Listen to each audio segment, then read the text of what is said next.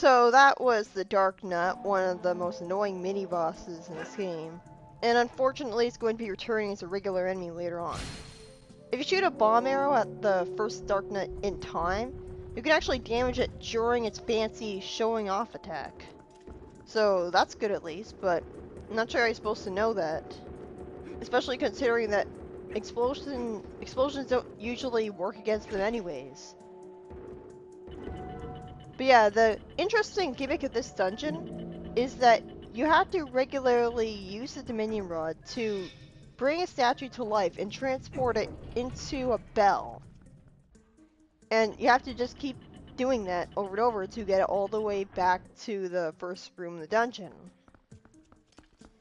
And the Dominion Rod, I said it was the most creative item, but I guess that really would be the spinner, because when you think about it, the Dominion Rod is basically just a streamlined version of the command melody. You don't have to play a 4-note song and then listen to it being played back to you and then watch a cutscene every single time that you bring it to life. Instead, you can literally just press the Dominion Rod button after it's equipped and it'll come to life. A lot of the puzzles in this game are based around making sure that it's enough of a distance from you so you can accomplish various things. You can actually increase the distance between the statue and you by the length of one backflip. So that's pretty good. This can actually save you time in the room higher up than the weights room. The best thing about this dungeon is that you can destroy some of the most annoying things that gave you so much shit on the way to the statue. I kind of wish that every dungeon let you do this, but I guess it would get old. I can't imagine it getting old though. This is so satisfying. The thing about this room, the longer you stay in it, the more the traps desync from each other. So the longer you spend in it, the harder it gets. The harder it gets to dodge the traps, which I guess is a newbie trap. The Dark Nut that we saw earlier was in a Greek pantheon room with a pillar of light coming down onto the Dark Nut that was standing on a light medallion. So that's a bit of genius there. So yeah, like if you're in a narrow space with the statue, the big one, cast the rod next to it. That way, it'll be more likely to be able to follow you and not get caught on walls. It's a very creative puzzle. Most of the dungeon is pretty simple and basic, like just step on switches. And even the weights puzzle, the most annoying puzzle in this dungeon, is literally just copy and pasted from the Tower of the Gods. So, having the controlling statue's ability to take advantage of so much definitely makes up for it. It's cool how you can control multiple different things with the... Well, not multiple things at once with the Dominion Rod. I guess that would be too cool for this. No, instead you have to control them one at a time. But it's cool that you can control not just the giant statue, but a whole bunch of other things too. It helps give it some variety. This is a mandatory part of the dungeon where you need to use the spinner. So it doesn't technically stop being useful after Arbiter's Grounds. You need to use it to get the big key of this dungeon. A big key that I completely missed out on when I first went to go get it. And I had to go all the way back just so I could get it again. Because apparently I missed the room where it was in. So that was annoying. I thought that it was only there. Like, I guess it just didn't occur that I had to go into this door. I guess I thought I already went into this room. I mean, every door in this dungeon looks the same. Every door has a light medallion on it. The Temple of Time is a dungeon because they want it to be an Ocarina of Time. Same goes for the Ice Dungeon. They wanted Ocarina of Time as the Ice Dungeon too. And the light medallion is all over this Temple of Time. So it's clear that it's the light temple that they always wanted. It's the only dungeon that looks like a temple that people would worship in. The weird thing is that blade traps are classified as enemies in this dungeon, which is weird since you can't actually attack them. This room is a very creative puzzle. Like, you wouldn't normally expect that you'd be able to take advantage of the Helmrock shells to weigh down the switches, but you can. Turns out they have weight programmed into them too. So that's pretty creative. You don't actually need to use the Dominion Rod at all here. So you can actually get the big key before getting the Dominion Rod. And of course, the force switches need to be pressed down continuously, so you can't use Link's weight for the final one.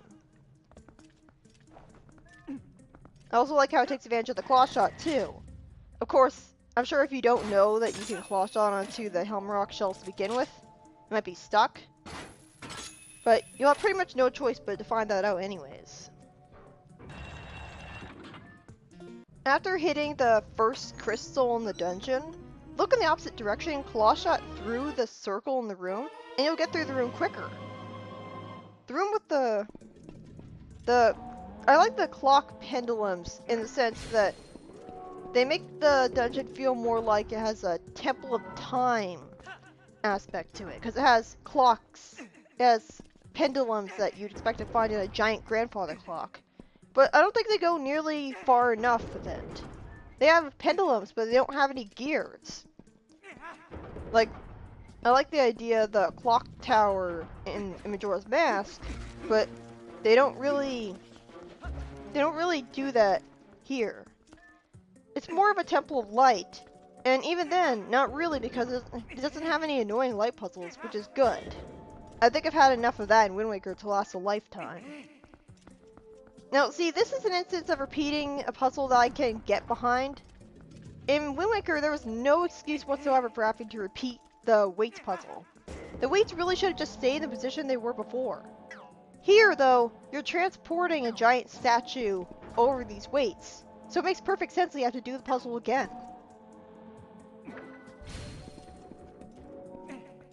A clock dungeon would have been pretty cool, though. The only instance I could think of it happening was in Sword of Mana, where you had these gears that you would always walk around and over, and you would have to hit switches to make the gears face different ways so you could progress. Like, they would turn from counterclockwise to clockwise. But yeah, there's lots of interesting things about this dungeon. If you look at the baby spiders, called the Goma babies, they'll actually run away. So, they basically have the AI of Boos from Mario. If you look at them, they'll run away from you. Which makes them pretty annoying to fight, and pretty much guarantees that you need to use projectiles against them. And again, it's so stupid that they all respawn. I mean, you had to defeat all of them to get a chest in this room. You'd think that the game would remember that you had defeated them all. The mini-boss Dark Knight that you fought early in the dungeon, it takes 2 more hits to kill than every other Dark Knight in the game. So, technically, the first Dark Knight you fought is special. Which is good, because it makes it feel a bit more like a mini-boss. Because otherwise, it gets downgraded to a regular enemy. And it did, but only in the sense that it still takes 2 hits to kill. It's part of the reason why the spiders respawning is so annoying, is that you have to progress to where they are to get a tiny statue for this weights puzzle. And it's kind of annoying carrying it when you have to walk slowly while carrying it, and the enemies are running quickly and attacking you pretty fast while you're vulnerable. I like how the hammer creates a shockwave. They don't actually tell you that you can do that. Like, they never really tell you that you can swing the Dominion Rod twice to get it to swing its hammer. I mean, I guess it makes sense if you can control multiple different types of statues, but still. I don't think the shockwave it creates is big enough considering how many enemies are in this room. It still takes forever to defeat all of them. It's kind of a lost forever sort of situation, this dungeon, because you really want to destroy everything that you can destroy. Every trap that gave you trouble. Especially because you only get one chance to do that. If you don't destroy every trap on the way through the dungeon, you're not going to be able to ever do it again. So I guess it's mandatory for 100% completion, maybe? Because, like, the thing is that when the statue goes downstairs, it slides down there. And, like, obviously it can't climb upstairs. So, when it's descending through the dungeon, it's never going to be able to go up the stairs again. Obviously, when you get back to where it was, it's not going to be controllable again. I don't know why. I guess it just magically isn't able to be controlled anymore? That's kind of weird. But yeah, the Dominion Rod, it's a really cool concept. I love controlling statues in a way that's much better than controlling the statue and not Link. Like, it was so lame just controlling a statue that hopped forwards really slowly and couldn't do anything. This is much more streamlined. You can control both yourself and Link. Although you can't really do anything other than... Like, you can't attack while you're controlling the statue, or it'll lose control over it. You have to only be using the Dominion Rod. So that's kind of annoying, but it's still, at least you can still roll and stuff. Even though it doesn't feel like rolling, makes you go a lot faster. Like, you feel like you're kind of slowed down just by the fact that you're controlling the statue at all. But yeah, in narrow areas like this, keep it close to you. Otherwise, it'll get caught on walls. But yeah, like, the most tedious puzzle is the weights room. All the other puzzles are essentially the same. They're like switch puzzles. The big key room, it actually looked like it was from Arbiter's Grounds. Like, cause it was a much darker aesthetic than the rest of the dungeon. So it felt kind of out of place, but it makes sense considering that it's an important room. So it makes sense that it would be different looking to draw attention to it as important. So the Temple of Time, it's essentially taking place in the past. Like, you travel back in time to go into this dungeon. Because this dungeon wasn't in its full undestroyed condition in the Lost Woods of the present. It had already fallen apart from wear and tear. Unfortunately, the Temple of Time being in a past time period, it doesn't really come into play at all. Like, you never get to go outside of the Temple of Time and get to explore past Hyrule or anything like that. You never have any outdoors areas, like in the Forest Temple, and like it's disappointing. It's a missed opportunity. The only way that it being in the past comes to play is with something that justifies even more padding. Yeah, I really do like how you can destroy everything with it. You can completely destroy the BMO's enemies. Like, well, not the BMOs, I guess. The things that you have to shoot with the arrow, and that'll cause them to stop shooting lava at you. Like, I just love it. Like, you can destroy hazards in the dungeon, and they stay destroyed for the rest of your save file. They actually remember that you did that. And this is a pretty nice puzzle. Take advantage of the Dominion Rod. I don't know if you, like, I think you have to go through this room twice if you want to get the piece apart. You can't have the Dominion Rod the first time you come here. I don't know why they have to show you a cutscene showing the statue on the Switch every single time that it's on it. Because if you see it multiple times, then that's going to get annoying. But yeah, like, they never really take proper advantage of the Temple of Time being in the past. Like, you're killing so many Lizalfos. This is bullshit. It just appears, it appeared back where it originally was because I walked away, so I had to go back and get it again. But yeah, you're killing so many Lizalfos that you see in present day in Hyrule Field. You think at the very least, killing the Lizalfos would make it so that the Lizalfos in Hyrule were never born. Like, at least decrease the amount of them in the game. Like, there's no reason that they can't change the enemies that are in the overworld as you progress through the game. They did in Link to the Past.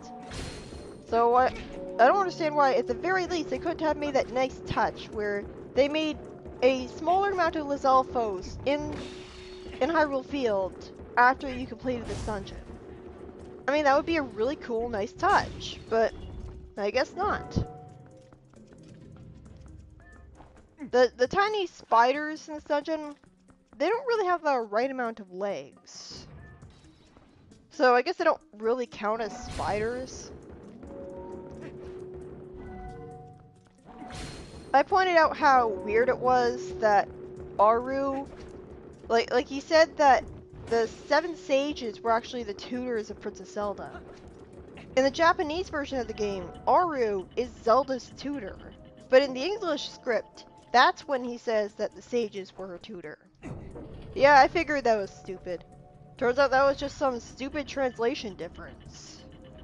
See, this is why it's not always a good thing to let the translators just do whatever they want. Sometimes they have silly ideas.